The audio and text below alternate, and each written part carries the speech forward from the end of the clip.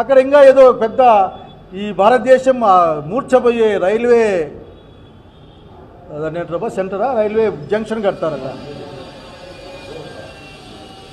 ముందు జనాలు వచ్చిపోయాక bus stand, ఆ ఎండగా చచ్చిపోతారంతా, అక్కడక్కడ బస్ షెల్టర్లు, ఆ బస్ షెల్టర్ దగ్గర కాస్త నీళ్లు, ఇట్లా కనీస అవసరాలు మా అనంతపురం బస్ స్టాండ్ అంతనే కట్టండి చంద్రబాబు నాయుడు గారు.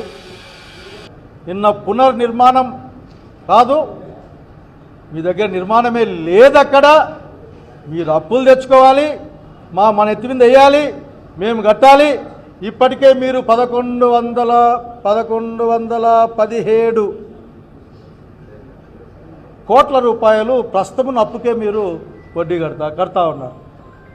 ఇంకా 77,000 కోట్లు, 1,00,000 కోట్లకు పోతే అసలు మేము కూడా నెలవారికి కూడా మేము కట్టలేము. మా అకౌంట్లో మా అమ్మ నాయన వాళ్ళు ఆ ఉప్పు పప్పు చింతపండు ఖర్చులాగే ఆంధ్రప్రదేశ్ అప్పు కూడా అయితే కట్టాలని పెట్టుకోవాల్సిన పరిస్థితి వస్తుందేమో. కనుక మీరు ఊరికే లేనివి గ్రాఫిక్స్లో చూసుకొని ఒక దూరాలోచన మీరే చెప్పాలా. దాన్ని దృష్టిలో పెట్టుకుని ఆంధ్రప్రదేశ్ రాష్ట్ర భవిష్యత్తును మీరు అన్యాయం చేస్తూ ఉన్నారు, నాశనం చేస్తూ ఉన్నారు.